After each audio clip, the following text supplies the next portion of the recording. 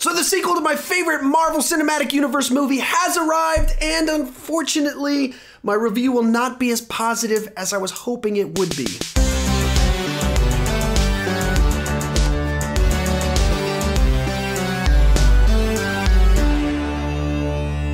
So in Guardians of the Galaxy Volume 2, our favorite band of misfits in space find themselves on a job, and when things kind of go awry with the people they're working for, they find themselves on the run. Along the way, Star-Lord meets his dad, and new conflicts and enemies arise along the way, and I can't really go into too much detail beyond that without going into spoiler categories, but I'll just say this. This movie is really funny, it's really fun, it has some really powerful, heartfelt moments, and it probably has my least favorite story of any Marvel Cinematic Universe. It breaks my heart to have to say that, but if I'm being honest, I really, the more I think about it, did not like the story of this movie. I did not like where it went, and I did not like where it took a couple of the characters. And at the same time, I really enjoyed it, and I really liked it where it took a bunch of the other characters. I don't know what the best comparison for you would be, but it's kind of like a gorgeous antique car with a bad motor. It's kind of like if you got a bad cut of meat that you pour A1 sauce all over it, and you love A1 sauce, so you're eating it and you're enjoying it, but it doesn't change the fact that this is not a good steak. That's kind of what this movie was like for me. I did enjoy it. I would give it a positive review. I would encourage you to go see it.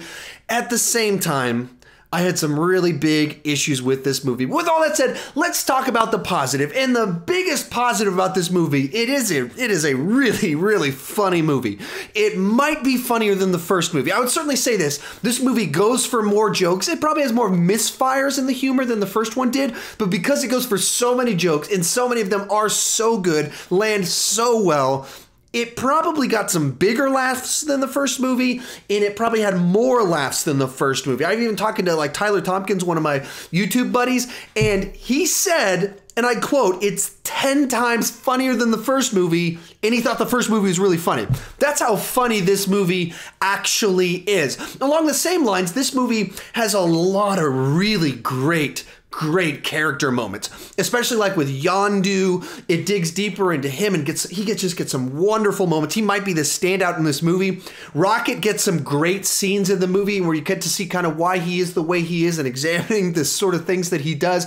And even some cool stuff with him and his gadgets taking some people out, so maybe he steals the movie a little bit. What you're gonna see in lots of reviews is that Baby Groot steals the movie, and that's to say 3 people already have stolen the movie, which is a really good sign when you've got that many people that are cute, that are wonderful, that have really heartfelt moments. You dig a lot deeper into Nebula and Gamora's relationship and why they are the way they are. And so it really digs deep, looks into these characters, why they tick, and there's a lot of moments that people could get teary-eyed. I didn't get teary-eyed, but I could see why someone really would get teary-eyed watching this movie. Likewise, this movie isn't spoiled by the trailers really at all. There's a couple of jokes that I wish hadn't been in the trailers because they're so good, and I wish I could have had that experience in the theater. But the movie as a whole, there's tons more laughs. It's not like only the jokes are in the trailers, but really where the plot goes, where the story goes, where some of the characters go, even some of the actors and characters that are in the movie, I went in having followed pretty closely, and I was watching it being like, oh wow, I didn't know some of these people were in this movie, and my wife even more so was like, I had no idea some of these people were in this movie. And that's really cool when a movie can do that and trust their movie and their marketing to not have to spoil everything, and those are pretty much the big positives. And to say this might be the funniest MCU movie is to say those are a really positive thing about this movie. That's a strong statement, which is to say it might be one of the funniest movies that I see this entire year. But I had really big issues with the story. And I'm not joking when I say this probably is my least favorite of the Marvel Cinematic movies. And that's really my big negative with the story, with the movie, is the story. There's kind of 2 main storylines kind of going along in the movie. The one involves these gold people that kind of kicks off the events of the movie. And it's just not a very compelling story for a movie. If Guardians of the Galaxy was a TV show and this was episode 14 of season 2, it'd be a decent episode. We kind of explore the mindset of Rocket, but it's not a particularly compelling villain where they're villains because it's much more of the Guardians didn't necessarily do the right thing, and these people aren't necessarily doing the right thing, but they've been provoked. And so it's not a compelling story for a big movie. It's that story one that I didn't hate it, but it just felt very small scale and television-like. You could see this as an episode of Firefly, the TV show. That's what it felt like, the Gold People plotline. And then the main plotline involving Star-Lord and Ego, his dad, I really didn't like that story. I didn't like where it went. Even throughout it, there's twists and turns and reveals, and you discover all kinds of things. And even from the get-go at the very beginning of the movie, I wasn't feeling it. And I don't mean it as a negative to Kurt Russell, but I didn't like the character at all. There wasn't any part of that character that I particularly liked. And some of the ways that the third act and all the storylines start to come together, really, throughout the whole movie, there's a lot of scenes of cruelty and meanness that are very foreign to the Marvel Cinematic Universe. Throughout the whole movie, there's scenes in it where you're like, wow, it's not just that it went dark, it went cruel in the treatment of characters and the direction it goes. And this kind of plays out, especially as it continues on into the third act and it starts to escalate some of this. And it did not sit well with me. And while some of the character stuff was great and where they went with it, other characters, it just seemed mean-spirited what they did. And I had some significant problems with where this story goes, and it put a very sour taste in my mouth.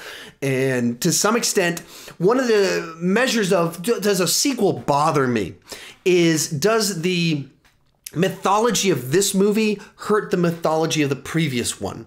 And there's things in this one that are very much on the positive in understanding these characters and Yondu and why he does, that are very much lift the movie up. But then in this Star-Lord, his dad kind of plot line, some of it I thought hurt the mythology on the whole and these characters on the whole, which really bothered me, which has made it very difficult for me to rate this movie. And even besides the fact that I did not like where the story went in the direction they went with either one of these plot lines, because of the stories they chose, there's not like a central conflict or a goal in the movie that the characters are trying to like overcome in the movie, really. There's not a bad guy you really want taken down throughout the movie. There's not a sense of urgency and momentum. It's kind of like there's the inciting incident that gets them on the run, and then just kind of stuff happens and scenes have a conflict within it, but the movie as the whole, it's kind of like, where's this going, until kind of all the pieces come together in the third act, and suddenly we got this big gigantic situation. But it's not like you felt like it was like this building tension or momentum towards the third act. It felt kind of like, whoa, where'd this come from?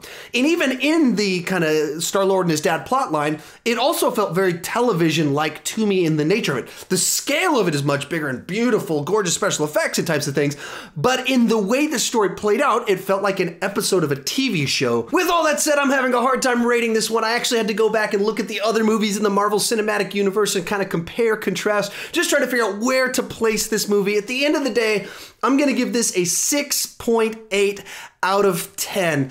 It is a very funny movie. It's a lot of fun, but it left a really sour taste in my mouth, but it had some really great emotional moments mixing that all together. I would recommend you go see it. There's a lot here to really enjoy. A lot of people will really enjoy this movie, but for me, the story that they told, honestly, like my wife and I were talking about this, there's nothing they really could have done with this story to make this movie better. To make this movie better, they needed a totally different story for me to like it more. For what they were going for, they made the best possible movie they could, but I did not like the two stories they decided to tell with this movie. I love the character moments. I love the humor. Drax, once again, another standout in the movie, had some amazing moments. But the story, I did not like it. But if I'm being honest, I want you to go and see it. I do recommend you go see it. I want this movie to make a ton of money, and I want a bunch of people then to go on the internet and be like, man, I want a much better third movie. I want a better story from this in the third movie. It doesn't need to be so funny. You don't have to try so hard to top the We Are Groot moment. Give us a good story because we love these characters. We will enjoy them. They will be funny. There will be heartfelt moments. But give us a great story in that one and not what you did here. Anyway, that's my take on it. How about you? What did you think about it? Tell me in the comments section down below what you thought about it. Am I right? Am I wrong? I'm betting this movie, when it comes to the end of the day, a lot of people, and the dust settles, a lot of people are going to rank it and talk about it the way they talk about Iron Man 2 and Iron Man 3. I'm suspecting that's the sort of legacy it's going to leave for itself. But I don't hate those movies either. I enjoy those movies. I just have issues with those movies like a lot of people do. But tell me what you think down below. With all that said, if you're new to my channel, please consider clicking that subscribe button. I obviously do movie reviews. I talk about movie news, trailer reactions. Got this thing called Masters of Movie Trivia where me and some other YouTubers compete in movie trivia. Got a new episode of that coming up very shortly.